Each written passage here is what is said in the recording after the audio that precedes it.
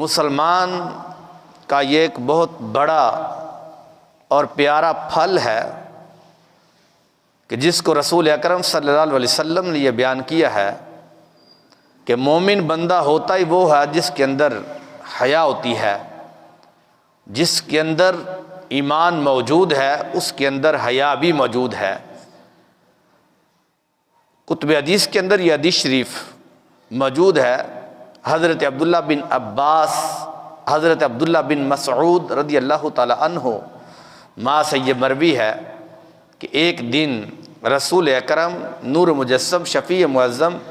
صلی اللہ علیہ وسلم نے اپنے صحابہ کرام علیہم الرضوان سے فرمایا استحیوا من اللہ حق الحیاء، اللہ سے اس طرح حیا کرو جس طرح حیا کا حق ہے۔ اس پر صحابہ کرام علیہم الرضوان نے عرض کیا اے اللہ کے نبی علیہ السلام الحمدللہ، ہم اس رب سے حیا کرتے ہیں، ہم حیا کرتے ہیں۔ تو رسول اکرم صلی اللہ علیہ وسلم نے فرمایا لیس ذالک ولکن من استحیا من اللہ حق الحیا، اس طرح نہیں حیا جس طرح کہ تم بیان کر رہے ہو، بلکہ جو شخص رب ذوالجلال سے اس طرح حیا کرے جس طرح حیا کا حق ہے تو اسے سر اور اس کے اندر کی چیزوں کی حفاظت کرنی چاہیے۔ یعنی حیا یہ ہے کہ فَلْيَحْفَظِ الرَّأْسَ وَمَا غَبَا، حیا کی نشانی یہ ہے کہ وہ بندہ سر کی اور جو سر کے اندر یعنی کان ہے اور زبان ہے اس کی حفاظت کرے۔ وَلْيَحْفَظِ الْبَطْنَ وَمَا حَوَا وَلْيَذْكُرِ الْمَوْتَ وَالْبَلَاءَ، اور وہ پیٹ کی حفاظت کرے۔ وَلْيَذْكُرِ الْمَوْتَ وَالْبَلَاءَ، اور وہ موت اور بصیدہ ہونے کو یاد رکھے کہ جس وقت اس کی روح نکلے گی وہ چلا جائے گا۔ تو اس برزخ کی جو زندگی ہے اور آخرت کی زندگی جو ہے اس کو یاد رکھنے والا شخص ایمان والا ہوتا ہے اور وہی حیا کرنے والا ہوتا ہے۔ وَمَنْ أَرَادَ الْآخِرَةَ تَرَكَ زِينَةَ الْحَيَاةِ الدُّنْيَا، فرمایا جو بندہ آخرت کا ارادہ رکھتا ہے تو وہ دنیا کی زندگی کو ترک کر دیتا ہے، یعنی دنیا کی جو زندگی کی زینت ہے اس کا دنیا کے ساتھ کوئی لگاؤ نہیں ہوتا۔ اس کے بارے میں سید عالم صلی اللہ علیہ وسلم ارشاد فرماتے ہیں وہی وہ بندہ ہے فمن فعل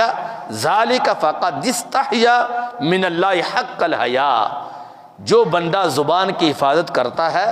جو بندہ اپنے کانوں کی حفاظت کرتا ہے، اس کے اندر غلط آوازیں نہیں پڑنے دیتا، گانے اور غیر محرم کی آواز اس کے کانوں میں نہیں گونجتی، اور وہ بندہ اپنے پیٹ کی حفاظت کرتا ہے اور وہ پیٹ کے اندر حرام کا لقمہ جو ہے وہ جانے نہیں دیتا، اور وہ شخص جو دنیا کی جو زیب و زینت ہے، دنیا کی زندگی کی رنگینیاں جو ہے وہ اس کی طرف اپنے آپ کو نہیں لگاتا، تو سید عالم صلی اللہ علیہ وسلم فرماتے ہیں میرے صحابہ فقد استحیا من اللہ حق الحیا،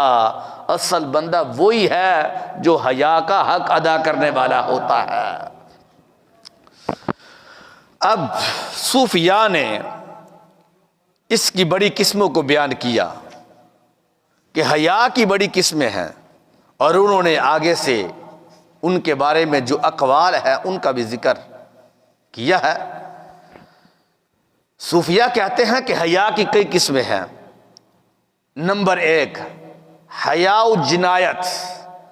جس طرح حضرت آدم علیہ السلام سے جس وقت خطائے اجتہادی ہوئی اور وہ بڑی تیزی سے چل رہے تھے تو رب ذوالجلال نے فرمایا آدم تم تیزی تیزی کیوں چل رہے ہو اور اپنی آنکھوں کو تم نہیں اٹھاتے آسمانوں کی طرف؟ تو حضرت آدم علیہ السلام کہنے لگے کہ یا رب ذوالجلال مجھے آپ سے شرم آتی ہے، حیا آتی ہے،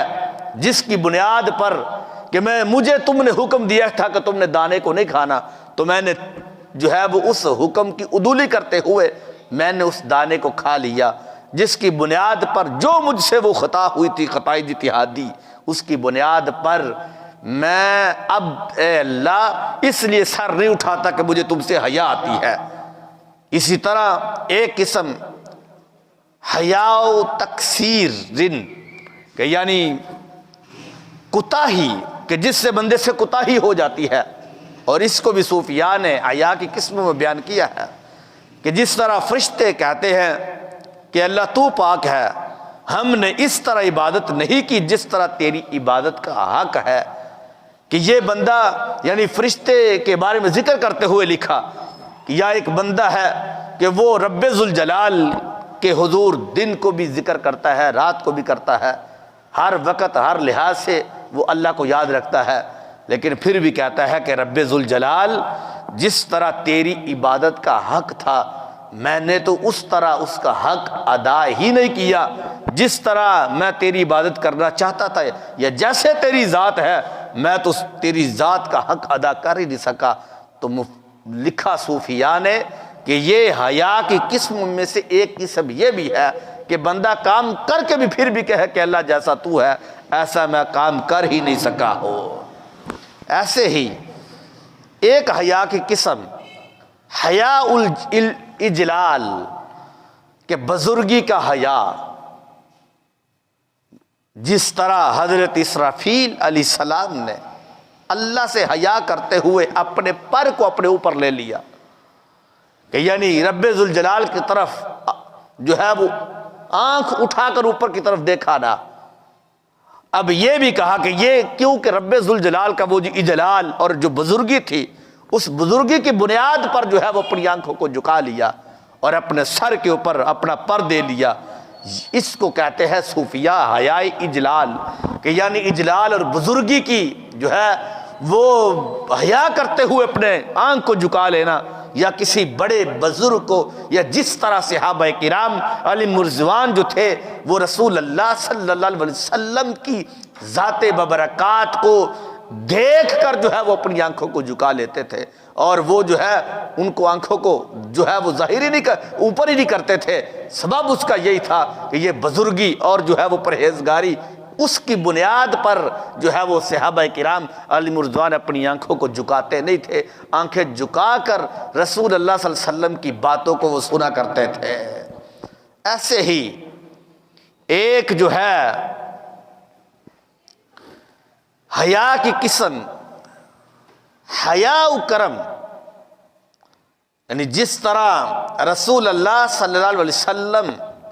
کی بارگاہ میں صحابہ کرام علیہم رضوان بیٹھتے اور آ کر حضور سے گفتگو کرتے، تو نبی اکرم صلی اللہ علیہ وسلم اپنے صحابہ کرام کو جو ہے وہ شرم کے مارے، حیا کے وجہ سے ان کو یہ نہ کہہ سکے تم اس جگہ سے اٹھ کے چلے جاؤ۔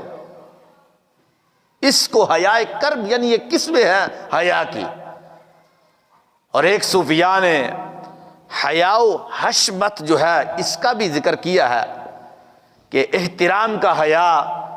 کہ بڑی ذات کی وجہ سے ایک احترام جو ہے وہ کرتے ہوئے جو بات زبان سے کہنی تھی وہ کہہ نہ سکے، اور اسی معاملے میں کسی اور کو کہہ دے کہ یہ مسئلہ تم جو ہے وہ پوچھو یا یہ بات تم کرو۔ تو یہ بات اس کی مثال دیتے ہوئے صوفیاء نے لکھا ہے، کہنے لگے کہ جس طرح حضرت علی رضی اللہ تعالی عنہ نے حضرت مقداد بن اسود رضی اللہ تعالی عنہ سے فرمایا کہ ان کو جس وقت ایک مزی کا مسئلہ تھا، تو حضرت علی رضی اللہ تعالیٰ عنہ حضرت مقداد بن اسود رضی اللہ تعالیٰ عنہ سے فرمایا کہ رسول اللہ صلی اللہ علیہ وسلم سے مزی نکلنے کا حکم پوچھے، کہ جس وقت یہ مزی نکل جائے تو اس وقت جو ہے وہ اس کا کیا ہوگا جواب۔ تو حضرت مقداد بن اسود رضی اللہ تعالیٰ عنہ نے حضرت علی پاک رضی اللہ تعالیٰ عنہ سے کہا کہ حضور آپ کیوں نہیں پوچھتے؟ تو اس وقت حضرت علی پاک رضی اللہ تعالیٰ عنہ نے یہ جواب دیا، فرمایا کہ اے مقداد میں اس لیے نہیں پوچھتا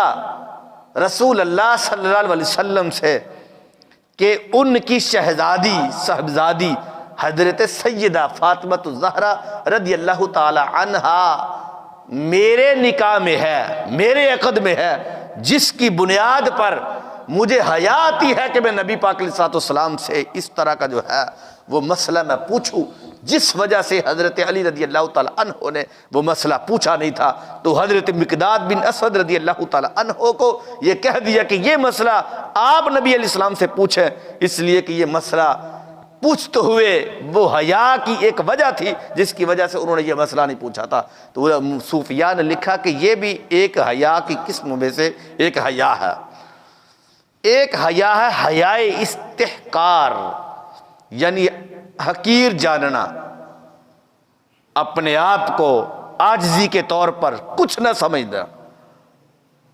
کسی آگے بڑی شخصیت کے سامنے، جس طرح کہ اللہ کے انبیاء کرام علیہم السلام رب ذوالجلال کے سامنے، یا صوفیاء کرام حضور کے صحابہ کرام علیہم الرضوان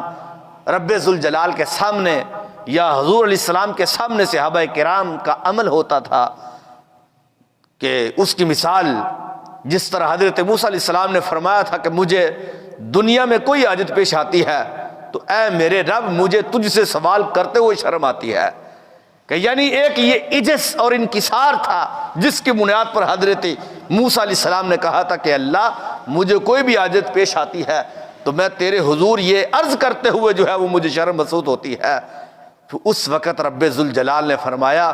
مجھ سے مانگو، چاہے اٹے کا اٹا ہو یا نمک ہو یا تمہاری بکری کا چارہ ہی کیوں نہ ہو، فرمایا میں تمہارا رب ہوں، مجھ سے مانگو، چھوٹی سے چھوٹی چیز مانگو، بڑی سے بڑی چیز مانگو۔ اے میرے موسیٰ حیا کرنے کی ضرورت نہیں ہے، اس لیے کہ میں نے پیدا تو تمہیں میں نے کیا ہے، تم مجھ سے نہیں مانگو گے تو کس سے مانگو گے؟ اب یہ صوفیاء نے کہا کہ صوفیاء کی زندگی کا یہ ایک بہت بڑا عمل ہوتا ہے کہ جس وقت وہ عبادت اور ریاضت کرتے ہوئے جب ان کو قرب رسول صلی اللہ علیہ وسلم اور اللہ کی ذات کے اندر وہ فنا ہو جاتے ہیں، پھر وہ رب سے ایسے نہیں مانگتے جس طرح عام بندہ مانگتا ہے،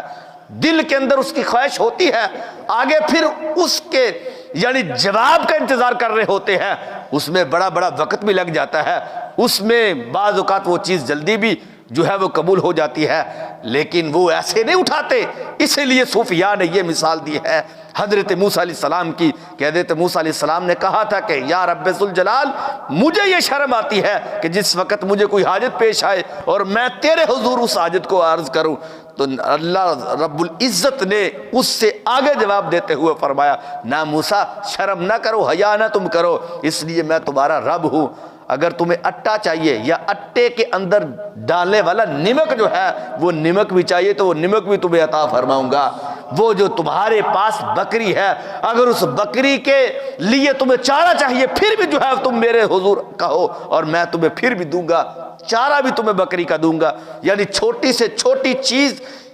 جو ہے رب ذوالجلال نے فرمایا وہ مانگو وہ بھی تمہیں دی جائے گی۔ تو یہ حیا کی ایک بڑی عظیم قسم ہے اور یہ صوفیاء کا بہت بڑا اس کے اندر جو ہے وہ عمل ہوتا ہے کہ وہ پھر ایسے عام طور پر ہاتھ نہیں اٹھاتے، تم دیکھتے ہو محفلوں کے اندر، اور یہ رسالہ بھی کشہریہ کے اندر موجود ہے کہ محفلوں میں دیکھتے ہو کہ جس وقت کچھ ولی کامل کو صوفی آتے ہیں اور وہ آ جاتے ہیں تو جس وقت ان کو دعا کے لیے کہا جاتا ہے تو وہ آگے ان کو کہتا ہے اپنے مرید سے کسی عالم سے کہتے تم دعا کرو، آگے سے میں آمین اس کے اوپر کہتا ہوں۔ اصل میں یہ جس وقت یہ قرب ملتا ہے ان کو رب ذوالجلال کا اور یہ فنا فی الرسول اور فنا فی اللہ کے مقام پر یہ پہنچ جاتے ہیں تو اس وقت ان کے لیے وہ مٹی اور وہ سونا، وہ پیسہ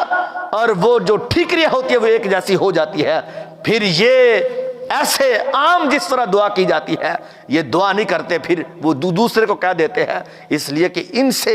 رب ذوالجلال کا معاہدہ ہوتا ہے کہ تم نے اگر ایسا ہی مانگا جس طرح عام عوام مانگتی ہے، کیونکہ عام ایک بندہ مانگتا اس کو تو پتہ نہیں ہوتا کہ یہ چیز اس کے لیے صحیح ہے کہ نہیں ہے، وہ تو بندہ کہہ دیتا کہ مجھے فلاں چیز بھی چاہیے، فلاں بھی چاہیے، فلاں بھی چاہیے، لیکن جو صوفی ہوتے ہیں ان کو پتہ ہوتا ہے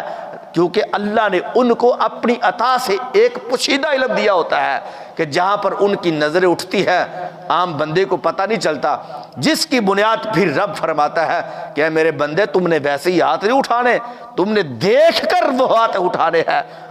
اس لیے یہ جو صوفیاء ہوتے ہیں جس کی بنیاد پر یہ عام اس طرح وہ دعا نہیں کرتے جس طرح ایک عام بندہ جلدی سے وہ دعا کر دیتا ہے کہ وہ بندہ کہتا فلاں چیز بھی مجھے دی جائے، فلاں بھی دی جائے۔ رب ذوالجلال اپنے خاص بندوں کو ایسا کرنے سے منع کرتا ہے کہ تم نے ایسی دعا نہیں کرنی جس دعا کے آگے والا جو پس منظر ہوتا ہے اس کے اندر بہتری نہ ہو۔ اس لیے حضرت موسیٰ علیہ السلام کہ جو ہے وہ حوالے سے اسی بات کو یہ بیان کیا گیا کہ حضرت موسیٰ علیہ السلام نے کہا کہ اللہ مجھے جب کوئی مشکل پیش آتی ہے، حاجت پیش آتی ہے، تو میں تیرے حضور ہاتھ اٹھانے سے بھی حیا کرتا ہوں، مجھے شرم آتی ہے کہ تیرے حضور میں ہاتھ اٹھاؤں۔ یہ صوفیاء کا ایک بہت بڑا ایک قرب کے لحاظ سے ایک عمل ہوتا ہے جس کی وجہ سے اس پر وہ عمل کرتے ہیں۔ اب اس کی جو ایک قسم حیائے انعام، یعنی یہ ہے اللہ کا حیا، جس وقت بندہ پل صراط کو عبور کر لے گا تو وہ اسے سر بمہر خط دے گا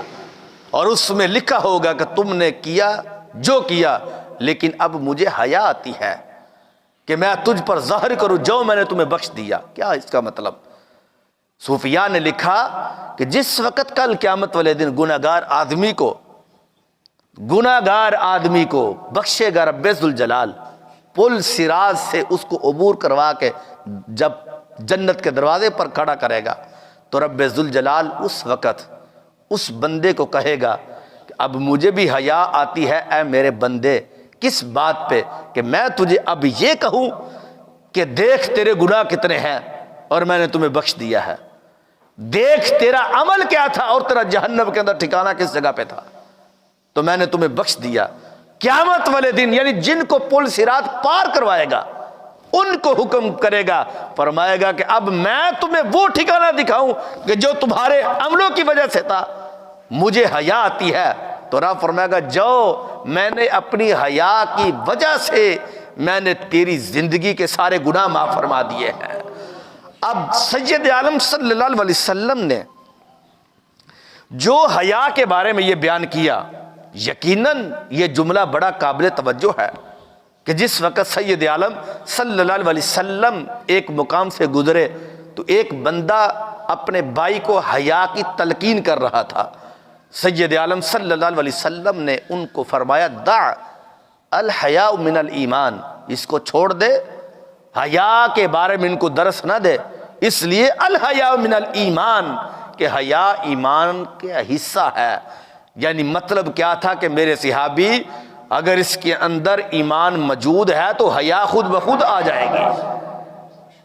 یعنی ایمان کے اندر حیا کا ہونا کتنا ضروری ہے اور حیا کے اندر ایمان کا ہونا کتنا ضروری ہے۔ تو اس حدیث سے پتہ یہ چلا کہ اگر ایمان ہے تو حیا بھی ہے، اگر حیا نہیں ہے تو پھر ایمان بھی نہیں ہے۔ اسی لیے تو کسی نے کہا تھا نا، اگر کسی شخص نے کسی کو غیرت مند دیکھنا ہے تو دیکھو کہ اس کے گھر والوں کا پردہ کتنا ہے، اس کی بیٹی پردہ کتنا کرتی ہے، اس کے بیٹے کس طرح محرموں سے بچتے ہیں اور کس طرح اس کی آنکھوں کے اندر حیا ہے۔ اگر ان کی بیٹی پردے دار ہے، اگر اس کی بیوی پردے دار ہے، اگر وہ اس کے اندر حیا موجود ہے تو سید عالم صلی اللہ علیہ وسلم کی کہ واضح طور پر فرمان سے یہ پتہ چلتا ہے کہ وہ بندہ بھی حیا والا ہے، وہ ایمان والا وہ بندہ ہے۔ اب دیکھو صحابہ کرام علیہم رضوان نے اس کے بارے میں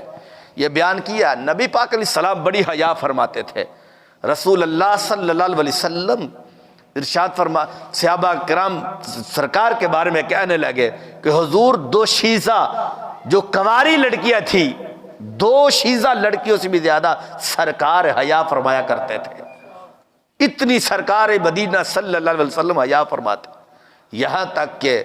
نبی اکرم صلی اللہ علیہ وسلم کے ایک صحابی جن کا نام حضرت سیدنا عثمان غنی رضی اللہ تعالی عنہ ہے، زندگی بھر اتنی حیا فرمائی ہے۔ روایات میں آتا کہ جس ہاتھ سے انہوں نے سرکار کے ہاتھوں پہ ہاتھ ڈالا تھا پوری زندگی اس ہاتھ سے اپنی شرمگاہ تک جانے نہیں دیا. انہوں نے اپنی شرمگاہ کو وہ ہاتھ ہی نہیں لگایا کہ جو ہاتھ سرکار کے جو ہے وہ ہاتھ میں رکھا گیا تھا بیعت کے وقت. یعنی اتنی وہ حیا کرتے تھے. اس لیے سرکار مدینہ صلی اللہ علیہ وسلم نے فرمایا تھا میرا عثمان حیا کا پیکر ہے. مشہور زمانہ وہ حدیث شریف کہ جب نبی علیہ السلام اپنے حجرے میں تشریف فرما تھے, حضرت ابو بکر بھی آ گئے, حضرت عمر بھی آ گئے, نبی پاک علیہ السلام لیٹے ہوئے تھے تو آپ اٹھ کے بیٹھے نہیں, اور آپ کی جو پنڈلی مبارک ہے اس سے کپڑا بھی ہٹا ہوا تھا. تو حضرت عثمان غنی جب تشریف لائے آپ اٹھ کے بیٹھ گئے, پنڈلی کو بھی جو ہے وہ ڈانپ دیا. سیدہ عائشہ صدیقہ رضی اللہ تعالی عنہا کہتی ہے کہ محبوب علیہ السلام میرے ابا جی حضور آئے وہیں پہ لیٹے رہے, میرے حضرت عمر فاروق آ گئے آپ وہیں پہ لیٹے رہے, میرے آقا جب عثمان آئے تو آپ اٹھ کے بیٹھ گئے تھے. تو یہ کیا وجہ تھی؟ سرکار نے فرمایا یہ عثمان وہ ہے کہ جن سے رب کے فرشتے بھی حیا کرتے ہیں, تو میں تو رب کا نبی ہوں, میں بھی ان سے حیا کرتا ہوں. تو آپ دیکھیں کہ ان کی کتنی حیا ہوگی کہ جن سے حیا رب کے فرشتے فرماتے ہیں, ان کی کتنی حیا ہوگی کہ جن سے حیا جو ہے وہ اللہ کے نبی کے جو ہے اللہ کے نبی فرماتے ہیں. اور پھر اس سے بھی آگے آپ دیکھیں کہ جو بندہ, اور یہ حقیقت ہے کہ جو بندہ حیا کرنے کی کوشش کرتا ہے وہ پردے کے اندر ہو, اس کی حیا زبان کے لحاظ سے ہو, اس کی حیا کان کے لحاظ سے ہو, جس طریقے سے بھی ان کی حیا ہو, سرکار مدینہ صلی اللہ علیہ وسلم فرماتے ہیں کہ وہ حیا کی طرف جب بندہ چلتا ہے تو ان کو حیا کے اندر اگر کوئی مشکل پیش آ بھی جائے تو رب ذوالجلال ان کی مشکل کو جلدی سے حل فرماتا ہے. اس کی مثال دیتے ہوئے سیدہ طیبہ طاہرہ حضرت فاطمہ زہرا رضی اللہ تعالی عنہا کا وہ واقعہ پیش کیا کہ جس وقت جبریل علیہ السلام آئے تو آ کر کہتے ہیں کہ محبوب علیہ السلام آج یہ سورج لیٹ نکلا ہے, اور یہ پتہ کیوں نکلا ہے, اس کی وجہ یہ بنی ہے کہ میرے آقا علیہ الصلوۃ والسلام آپ کی جو صاحبزادی سیدہ فاطمہ سلام اللہ علیہ ہے ان کے سر کا ایک بال ننگا ہے, رب کا سورج بھی اس سے حیا فرما رہا ہے. تو یہ ان کی شان ہے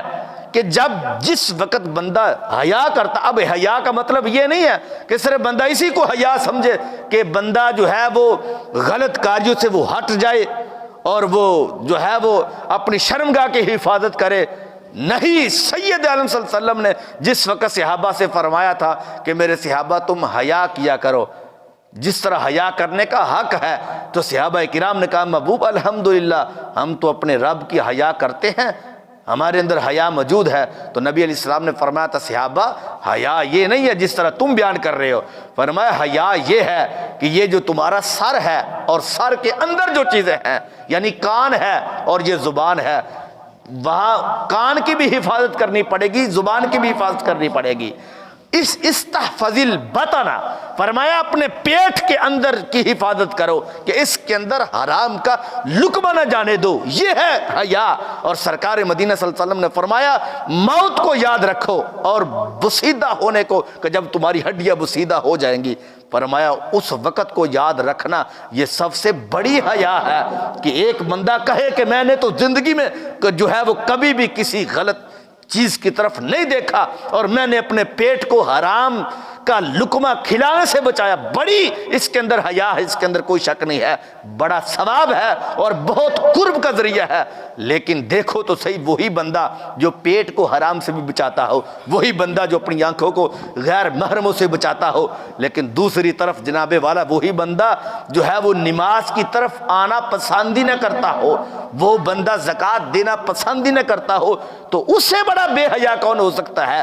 حالانکہ ہمارے صوفیاء نے لکھا اور نبی اکرم صلی اللہ علیہ وسلم کے فرمودات کئی کتب کے اندر موجود ہیں کہ نبی علیہ الصلوۃ والسلام نے فرمایا رب سے حیا کیا کر, اور سب سے پہلے حق بھی اسی کا ہے کہ اس سے حیا کیا جائے. اب اس کا حیا کیا ہے؟ وہ بندہ اپنے رب کے حضور جھک جائے, شرمندہ ہو گناہوں سے, اور وہ کبھی بھی نماز چھوڑنے کی نہ کرے, کبھی بھی جو ہے وہ زکوٰۃ کو نہ چھوڑے, کبھی بھی جو ہے وہ برے عمل نہ کرے. اصل یہ حیا ہوتی ہے کہ بندہ صرف یہی سمجھ بیٹھے کہ بس جو دو ٹانگوں کے درمیان شرمگاہ ہے اسی کی حفاظت کرنا حیا ہے, جسم کے ایک ایک حصے کی حفاظت کرنا حیا ہے. یہ میں نے ابھی یہ جو 7 قسمیں تھی صوفیاء کی یہ میں نے بیان کی ایسی ہیں جس میں یہ مثالیں دی گئی تھی کہ اصل حیا کیا ہوتی ہے۔ حیا بڑے کا احترام ہوتا ہے کہ بعض اوقات ایسے بھی ہوتا تھا، مثال کے طور پر حضرت نبی پاک علیہ الصلوۃ والسلام نے ایک مسئلہ پوچھ لیا، فرمایا آقا علیہ الصلوۃ والسلام نے کہ مجھے بتاؤ تم کہ وہ کون سا درخت ہے کہ جس درخت کی لمبائی آسمانوں کی طرف جاتی ہے اور وہ خشک بھی ہو تو پھر بھی پھل دیتا ہے، مجھے بتاؤ تو صحیح۔ حضرت سیدنا ابوبکر صدیق رضی اللہ تعالی عنہ چپ رہے، حضرت عمر فاروق چپ رہے، حضرت عمر کے صاحبزادے تھے حضرت عبداللہ بن عمر رضی اللہ تعالی عنہما، کہتے ہیں کہ یہ مسئلہ مجھے پتا تھا نبی پاک، لیکن میں بولا نہیں۔ نبی پاک علیہ السلام نے اس مسئلے کو بیان کیا کہ یہ کھجور کا درخت ہے، جب کہتے ہیں کہ میں نے اس کو بیان کیا سرکار نے بعد میں حضرت عمر سے کہا کہ اے میرے ابا جان اس مسئلے کا جواب مجھے آتا تھا لیکن میں بولا نہیں۔ نبی علیہ حضرت عمر رضی اللہ تعالیٰ کہنے لگے کہ اے عبداللہ کاش کہ اس وقت تم بول دیتے اور جواب دے دیتے تو مجھے بیٹا سرخ اونٹوں سے بھی زیادہ قیمتی ہونا تھا اور مجھے بڑی خوشی ہونی تھی میرے بیٹے نے یہ جواب دیا ہے، لیکن تم نے دیا نہیں۔ حضرت عبداللہ بن عمر رضی اللہ تعالیٰ عنہ کہنے لگے کہ ابا جان میں نے یہ جواب اس لیے نہیں دیا کہ اسی مجلس میں حضرت ابوبکر صدیق بیٹھے ہوئے تھے، مجھے حیا